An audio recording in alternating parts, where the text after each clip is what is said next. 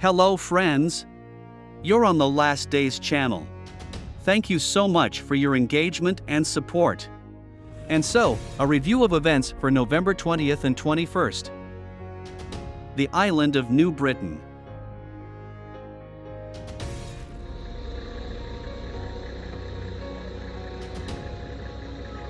On the island of New Britain, which is part of Papua New Guinea, there was an eruption of the Yulavan volcano. Volcanic ash rose to 15 kilometers.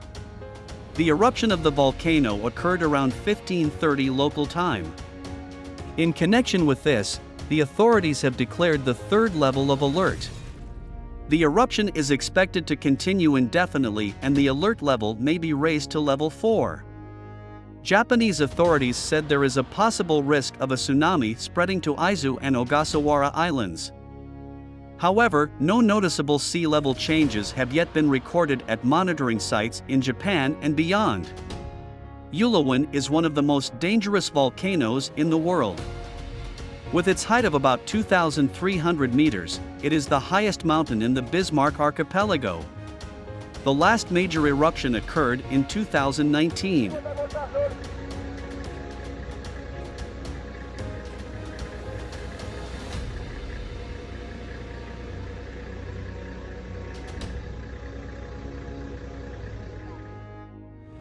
Istanbul, Turkey.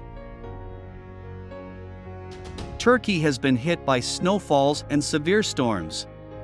Almost all provinces are experiencing extreme weather events such as wet snow, heavy rains, and severe storms.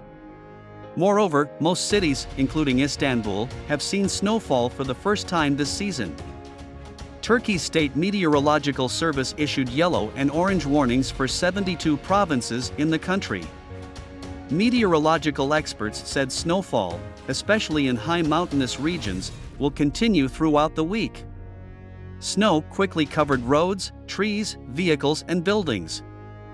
A day-long rain and storm in Istanbul worsened traffic congestion, leading to accidents and significant property damage. Floods in Turkey have claimed the lives of 8 people. The storm also caused nearly 200 flights to be cancelled from the city's 2 airports. Across the province, 5,000 personnel, 2,000 vehicles and equipment have been mobilized to mitigate the effects of the weather.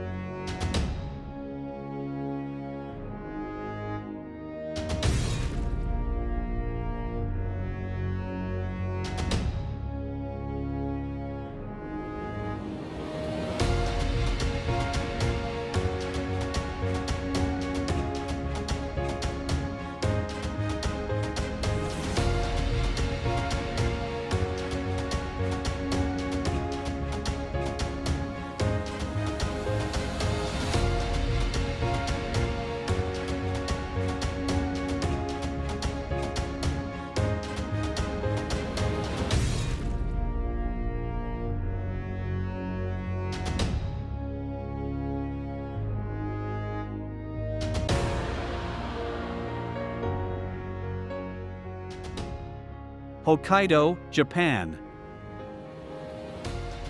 The earthquake with magnitude 5.7 has occurred off the coast of the Japanese island of Hokkaido. Epicenter was located in 38 kilometers from the northeastern tip of Honshu Island and about 72 kilometers from the coast of Hokkaido. The earthquake is estimated as very strong by the intensity of shaking at the epicenter. According to the U.S. Geological Survey, the magnitude of the earthquake was 5.8 MSK, and the epicenter was located 85 kilometers east of Yokohama. At present, there is no information about casualties and destruction. Reykjanes, Iceland. On the Reykjanes Peninsula in Iceland, seismic activity and the movement of underground lava flows are increasing.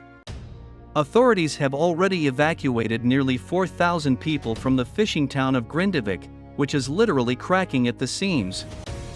Huge cracks are running through the center of the town, making the main street impassable.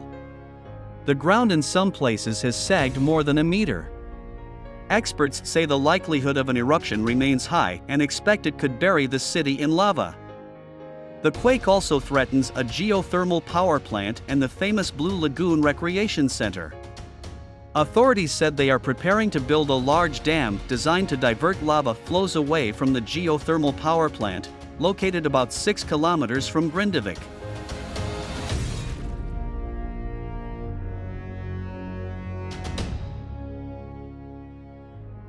Odessa, Ukraine.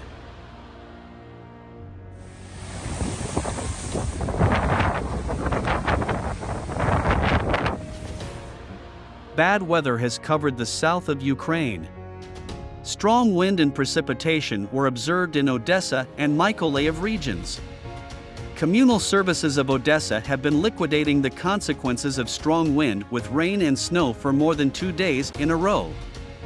In Mykolaiv region, due to wet snow and rain, in some places ice, patrol officers advised to refrain from traveling by car if possible.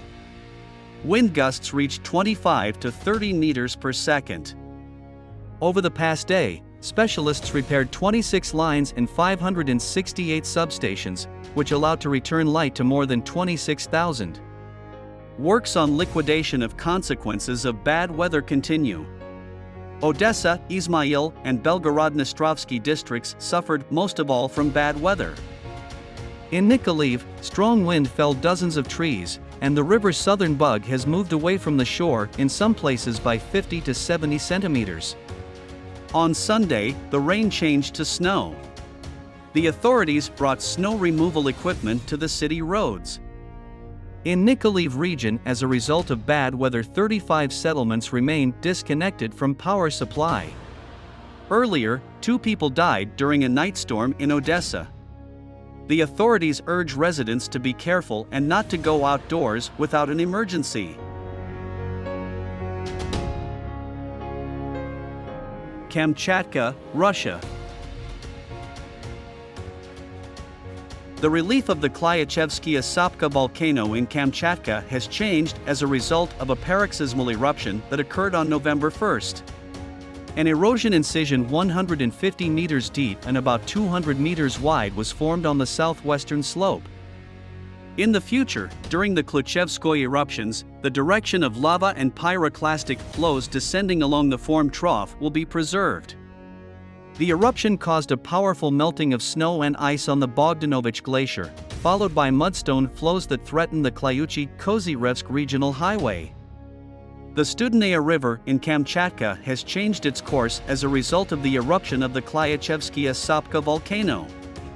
Volcanologists and hydrologists expect river flooding as a result of volcanic activity in Kamchatka.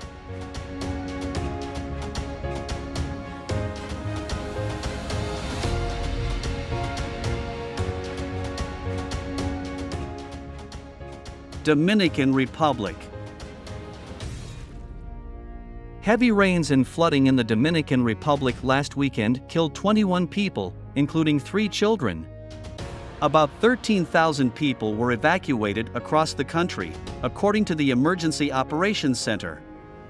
A state of emergency has been declared in most of the 32 provinces. Tropical downpours have also caused landslides and damage to infrastructure. In the capital Santo Domingo, a car tunnel wall collapsed on Sunday, causing people to be trapped in their cars. 9 people died as a result of the incident. Heavy rains have not stopped since November 17, so the country's President Luis Abinader said that the government is taking all possible measures to eliminate the consequences of the disaster, with the main priority being to reduce the number of victims.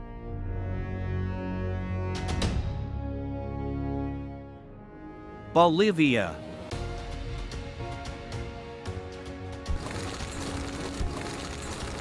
Forest fires in the Bolivian Amazon have reached nature reserves, indigenous communities, and claimed the lives of dozens of animals. Tapirs, deer, rodents, and various species of birds have died from carbon monoxide poisoning. firefighters and volunteers continue to battle the flames. Firefighting efforts are hampered by the fact that the region has been in a severe drought for the past several months. Water in the rivers is scarce. According to the latest report from the Ministry of Environment, Bolivia identified 97,000 fires in November. In the capital La Paz, environmental activists have staged a protest and are demanding a national state of emergency so that the authorities can allocate more resources to extinguish the fires.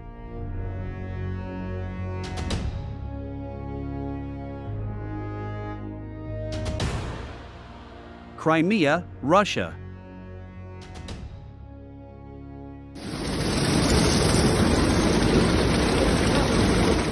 The strongest hurricane hit Crimea after a decade of calm. Power lines were damaged, trees fell, transportation was interrupted, and gas pipelines were damaged. The Black Sea region and Kerch suffered the greatest losses from the elements. Local residents appealed to the dispatch service more than 250 times. The city services establish elimination of accidents according to their complexity. Applications of residents are processed promptly. At present, the territory is being cleaned from fallen trees. The infrastructure damaged by the hurricane is being restored. Power supply has already been restored for more than 10,000 Crimeans, but about 39.2 thousand people remain without light on the peninsula.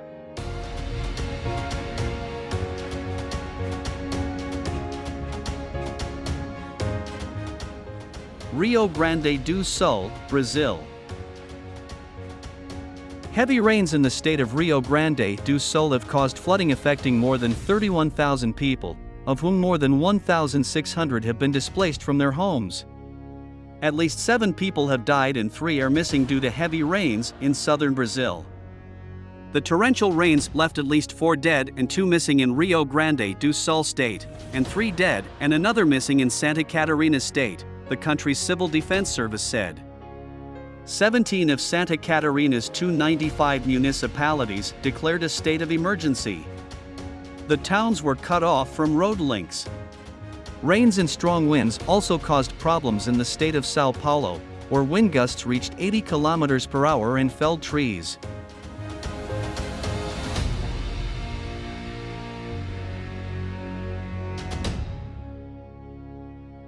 Kazakhstan. The weekend was a time of serious trials for the northern regions of Kazakhstan.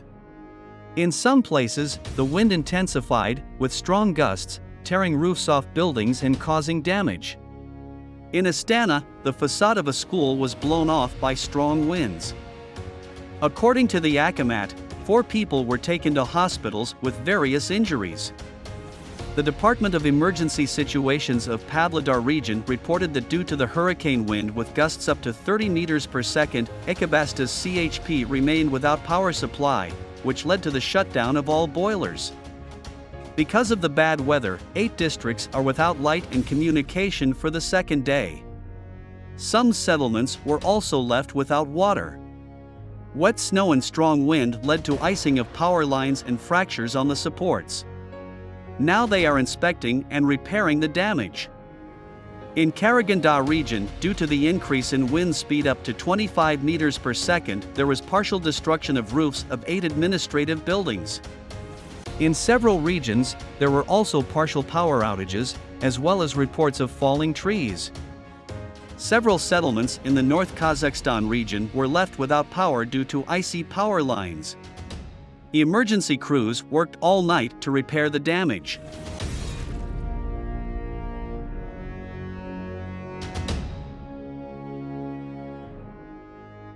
Novosibirsk region, Russia.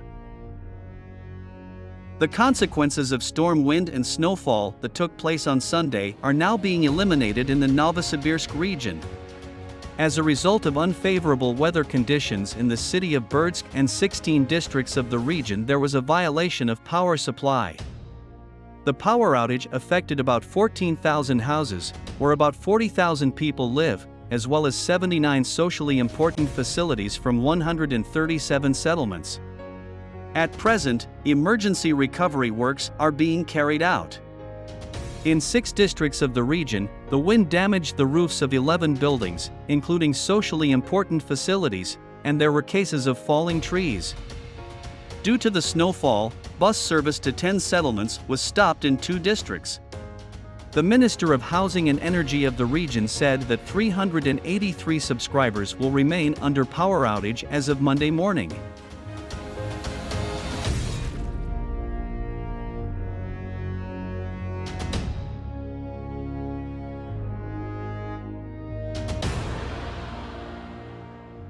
Varna, Bulgaria.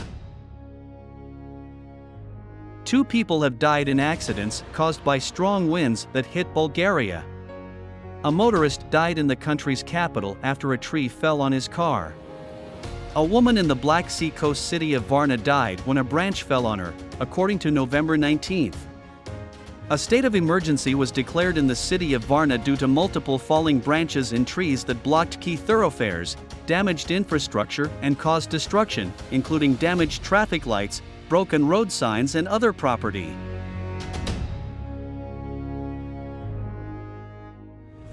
Krasnoyarsk Krai, Russia. In Krasnoyarsk Krai, specialists continue to eliminate the consequences of hurricane wind, the speed of which gusts reached 33 meters per second. According to the Regional Ministry of Emergency Situations, 186 people and 65 units of equipment were involved in the emergency recovery work. At the moment, 12 rescuers and 2 units of equipment are busy on the territory of Sukobuzimsky District Hospital, where the wind tore off the roof. Specialists are currently dismantling the collapsed structure.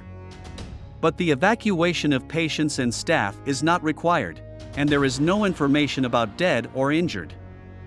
It should be added that the main department has an interdepartmental operational headquarters to control the situation and ensure safety in strong winds. Strong wind with gusts of up to 25 meters per second is still expected, and residents are advised to close windows tightly, avoid parking cars under trees and unreliable structures, as well as be prepared for a possible recurrence of power outages.